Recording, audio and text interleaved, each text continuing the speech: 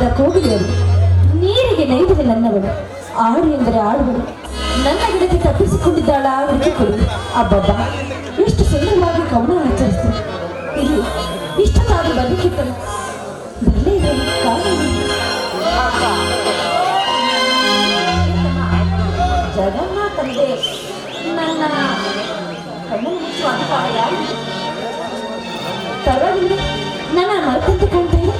ಸುಮಿತ್ರಾ, ರಕ್ತದ ಕಿರೀಟದಲ್ಲಿ ವಜ್ರ ಶೋಭಿಸುವಂತೆ, ಸಾಗರದ ತಳದಲ್ಲಿ ವಜ್ರ ಶೋಭಿಸುವಂತೆ, ಈ 7 ಕೋಟಿ ಕನ್ನಡಿಗರ ಮಧ್ಯದಲ್ಲಿ ನೀ ಎದ್ದು ಕಡುವ ನನ್ನ ನಲ್ಮೆಯ ಗೆಳತಿಯನ್ನು ಮರೆಯದ ಸಾಧ್ಯವೇ? ಹೇಯ್ ಸುಮಿತ್ರಾ, ನೀನೇ ನನ್ನ ಮರಕಂತ ಕಾಣುತ್ತೀನಿ. ಸಾಕು ಸಾಕು ನೋಡಿ, ತುಂಬಿದ್ದ ಸಮುದ್ರ ಬತ್ತಬಹುದು, ಅರಳಿದ ಪುಷ್ಪ ಬಾಡಬಹುದು, ಆದ್ರೆ ನಾನು ಮಾತ್ರ ಜೀವನವರೆಗೂ ನಿಮ್ಮನ್ನು ಕರೆಯೋದಿಲ್ಲ.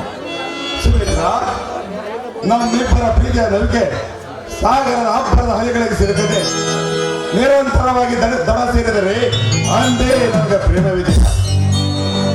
ನಮ್ಮದು ಅಮರ ಪ್ರೇಮ.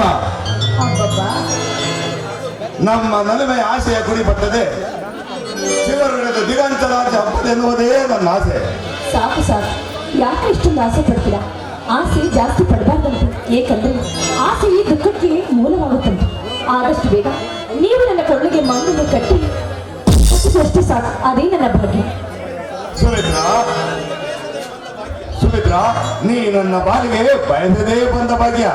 ಕನ್ಯೆಯಾದ ನಿನಗೆ ಕಂಕಣ ಬಾಲ ಕೂಡಿ ಬಂದು ನಾನು ನಿನಗೆ ಮಾಂಗಲ್ಯ ಕಟ್ಟಿ ನನ್ನ ಕನಸಿನ ಲೋಕಕ್ಕೆ ಕರೆದೊಯ್ಯಬೇಕೆಂದು ನನ್ನ ಮನದಲ್ಲಿ ಮನೆ ಮಾಡಿಕೊಂಡಿದ್ದೆ ಸುಮಿತ್ರಾ. ಹೌದು ಚರಣ, ಕನಸಿನ ಲೋಕದಲ್ಲಿ ಕಳೆಯುತ್ತಿರುವ ನಾವಿಬ್ಬರು ಆದಷ್ಟು ಬೇಗ ನನ್ನ ಅಣ್ಣ ನಮ್ಮಿಬ್ಬರು ಮದುವೆಯನ್ನು ಮಾಡಿಸ್ಬಿಟ್ರೆ ನಮ್ಮ ಕನಸು ನನಸಾಗದಲ್ಲಿ ಸಂದೇಹವಿಲ್ಲ.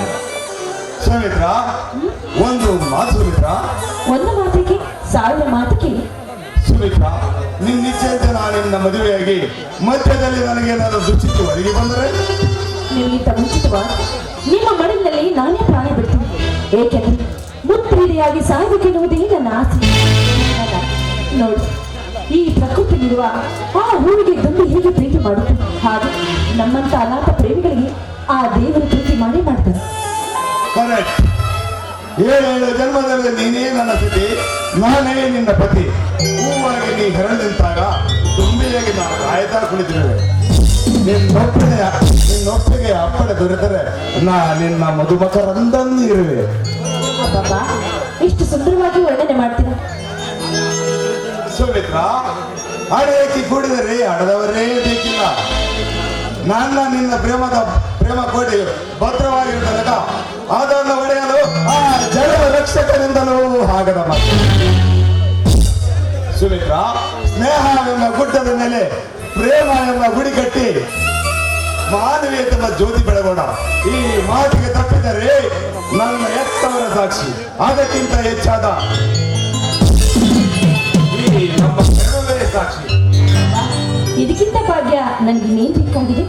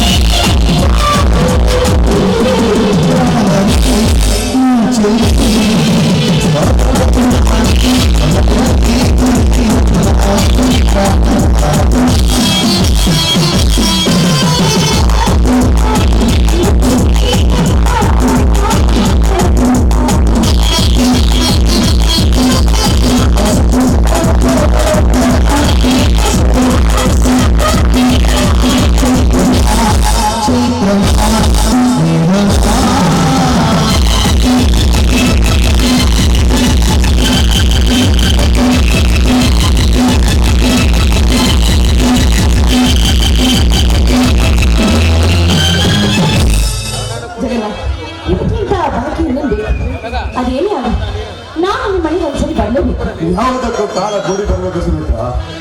ಆ ಕಾಲ ಬಂದಾಗ ನಿಮ್ಮ ಅಣ್ಣನಕ್ಕೆ ಮಾತು ಒಂದು ಕೇಳಿ ನಾನು ನಿಮ್ಮ ಮನೆಗೆ ಖಂಡಿತವಾಗಿ ಬಂದೇ ಬರ್ತೇನೆ. ಹಾಗಾದ್ರೆ ಯಾವ್ದಾದ್ರೂ ಒಂದು ನೆಪವನ್ನು ಇಟ್ಕೊಂಡು ನಾನು ನಿಮ್ಮ ಮನೆ ಬರ್ಬೇಕಲ್ಲ. ದಯವಿಟ್ಟು ಆ ದುಸ್ಸಾಹಸ ಮಾತ್ರ ಕಾಲದ ಬೆಳೆದು ಕೈಯಕ್ಕೆ ಬೆಳೆದು ಸುಮಿತ್ರ. ಯಾಕಿಲ್ಲ? ನಾನು ನಿಮ್ಮ ಮನೆಗೆ ಬರೋದು ನಿಮ್ಗೆ ಇಷ್ಟ ಇಲ್ಲ. ಯಾಕೆ ಬರಬಾರ್ದು ಅಂತ ಅದೊಂದು ದೊಡ್ಡ ಕತೆ. ಆ ಕಥೆ ಹಿಂದೆ ಒಂದು ದೊಡ್ಡ ಕಥೆಯೇ ಅಡಗಿದೆ ಸುಮಿತ್ರ. ಆ ಮನೆಯಲ್ಲಿ ಹೆಣ್ಣಿನ ಕುಡಿಯೇ ಇಲ್ಲ. ಹೆಣ್ಣಿಲ್ಲದ ಮನೆ, ಕಣ್ಣಿಲ್ಲದ ಮನುಜನ ಬಾಳಿವೆ ಎರಡೂ ಒಂದೇ ಸುಮಿತ್ರ. ಆ ಮನೆ ಬಾಗಿಲು ತೆರೆದಂದರೆ ನನ್ನ ಕಣ್ಣಲ್ಲಿ ಧಾರಾವಾಗಿ ನೀರು ಹರಿಯಲಾಗುತ್ತದೆ ಸುಮಿತ್ರ. ಆ ವಿಷಯ ಮಾತ್ರ ನೆನಪಿಗೆ ತರಬೇಡ ಸುಮಿತ್ರ, ಪ್ಲೀಸ್. ಯಾಕಲ್ಲ ನಿಮ್ಮ ಮನೆಗೆ ನಿಮ್ಮ ಜೊತೆ ಅಕ್ಕ ತಂಗಿಯರು ಯಾರಾದ್ರು? ಅಕ್ಕ ಇಲ್ಲ, ನನ್ನ ಮುದ್ದಿನ ತಂಗಿ ಶೀಲಾ. ಶೀಲ ಏನಾಗಲ್ಲ ಶೀಲ? ನಾನು ಕುಡಿದು ಬಿಟ್ಟು ಏನಾದ್ರು ಕುಡಿದು ಚಿಕ್ಕ ವಯಸ್ಸಿನಲ್ಲಿ ತಂದೆ ತಾಯಿಯನ್ನು ಕಳೆದುಕೊಂಡು ತೊಂಬತ್ತಾಗಲು ನನ್ನ ತಂಗಿ ಶೀಲಾ. ಸುಮಿತ್ರ, ನಮ್ಮಿಬ್ಬರ ಹಾಗೆ ಪ್ರೀತಿಸಿ ಒಂದೆಚ್ಚೆ ಮುಂದೆ ಹೋಗಿ ಕಾಮಿಸಿ ಗರ್ಭವತಿಯನ್ನು ಮಾಡಿ ಯಾವನೋ ತಲೆ ತಿರುಗ ಮೋಸಿ ನೋಡಿ ಬೀಸಿ ಒಗೆದು ನಡು ನೀರಿನಲ್ಲಿ ಕೈ ಬಿಟ್ಟು ಓಡಿ ಹೋದ ಜಗದೀಶ.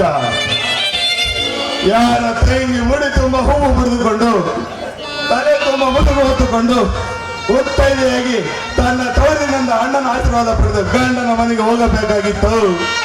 ಅದೇ ತಂಗಿಯು ತನ್ನ ಅಣ್ಣನ ಮನೆ ಬರಿದು ಮಾಡಿ ಮದುವೆಗೆ ಮುಂಚೆ ಗರ್ಭ ಧರಿಸಿ ಯಾದರಿ ಎಂಬ ಸೋಲನ್ನು ಹೊತ್ತು ಸಮಾಜಕ್ಕೆ ಮುಖ ತೋರಿಸದೆ ಸ್ಮಶಾನಾಥ ಯಾತ್ರೆಯತ್ತ ಸಾಗಿದಳು.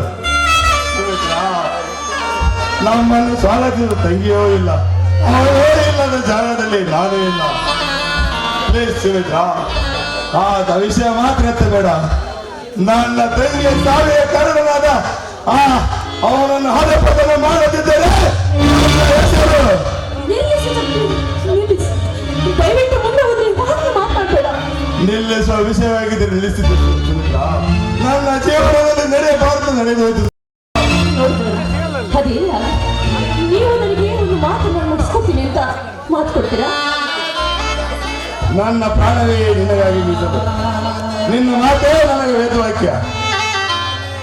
ನಿನ್ನ ಜೀವನವನ್ನು ನನಗಾಗಿ ಮೀಸಲಿಟ್ಟ ನನ್ನ ಪ್ರೇಯಸಿ ಮಾತನ್ನು ನಡೆಸಿದರೆ ಅದೇನು ಹೇಳು, ಖಂಡಿತವಾಗಿ ನಡೆಸಿಕೊಡ್ತೇನೆ. ನನ್ನ ಮಾತನ್ನು ಮೀರಿ ನೀ ಯಾವುದಾದ್ರೂ ದುಸ್ಸಾಹಕ್ಕೆ ಕೈ ಹಾಕಿದ್ದೆ ಆದರೆ ನನ್ನ ಮನೋಧರ್ಮಕ್ಕೆ ವಿರುದ್ಧವಾಗಿ ಸಾಗುವ ಹಕ್ಕು ನನಗಿಲ್ಲ. ನಾನು ಸಹ ಮನಸ್ಸಾಕ್ಷಿಯ ವಿರುದ್ಧವಾಗಿ ಮಾತನಾಡ್ತೇನೆ. ಏನ್ ಮಾಡಿ ಎಲ್ಲವೂ ಆ ಸಂದರ್ಭ ಕೊಡುತ್ತದೆ. ಹೇಳಬೇಕೆಂದ್ರೆ ನೇರವಾಗಿ ಹೇಳು, ಖಂಡಿತವಾಗಿ ಆತ್ಮ ಸಾಕ್ಷಿಯನ್ನು ನಾನು ನೆತ್ತವರ ಸಾಕ್ಷಿಯಾಗಿ ನಡೆಸಿಕೊಡ್ತೀನಿ. ಆಯ್ತೆ? ನೋಡ್ತೀವಲ್ಲ, ನೀನು ತಾಳಬೇಕು, ತಾಳಿ ಬಾಳಬೇಕು. ನಿನ್ನ ತಂಗಿಗೆ ಸಾವಿಗೆ ಕಾರಣನಾದ ಆ ಜಗತ್ತನ್ನು ಶಿಕ್ಷಿಸಬಾರದು, ರಕ್ಷಿಸಬೇಕು. ಆ ತ್ಯಾಗವೇ ನೀನಾಗಬೇಕು. ಜಗದೀಶನಿಗೂ ನಿನಗೂ ಏನು ಸಂಬಂಧ? ಶೀಲನಿಗೂ ನಿನಗೂ ಏನು ಸಂಬಂಧ? ಶೀಲಾ ನನ್ನ ಸಹೋದರಿ. ಜಗದೀಶ್ ನನ್ನ ಸಹೋದರಿ. ಹೌದು ಜಗನ್ನಾಥ್, ನೀನು ಹೇಗೆ ನಿನ್ನ ತಂಗಿಯ ವಿಚಾರದಲ್ಲಿ ಸ್ವಾರ್ಥಿ ಆಗಿದೆಯೋ, ನನ್ನ ಅಣ್ಣನ ವಿಚಾರದಲ್ಲಿ ನಾನು ಕೂಡ ಸ್ವಾರ್ಥಿ ಆಗಿದ್ದೀನಿ. ಜಗನ್ನಾಥ್, ನಮ್ಮಿಬ್ಬರ ರಕ್ತ ಸಂಬಂಧಕ್ಕೆ ಕೊಡಲಿ ಬಿಟ್ಟು ನಾನು ಬೇಡ.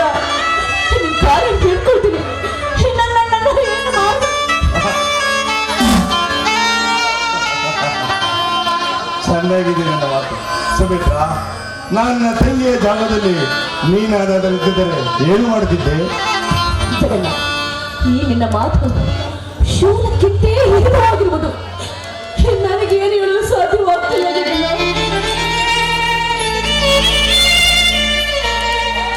ಸುಮಿತ್ರ, ಚಿನ್ನದ ಬಟಲಿನಲ್ಲಿ ವಿಷವನ್ನಾಕಿ ಅಮೃತವೆಂದು ಕುಡಿಯುವ ವಿವೇಕಿ ನಾನಲ್ಲ.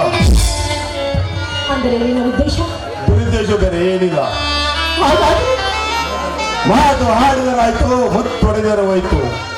ನಿನ್ನಿಷ್ಟವೇ ನನ್ನಿಷ್ಟ. ದೈವಕ್ಕೆ ವಿರುದ್ಧವಾಗಿ ಸಾಗುವಕ್ಕೂ ನನಗಿಲ್ಲ. ಸುಮಿತ್ರ, ಎಲ್ಲಿ ನಿನ್ನ ಮುಖದಿಂದ ಒಂದೇ ಒಂದು ನಗು ಬರಬಾರದೆ? ಜಗನ್ನಾಥ್,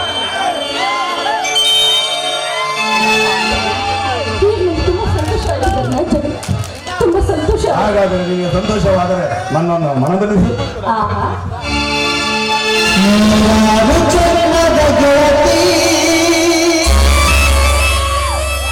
ಸಿಂಗಾರ ಸೀರೆ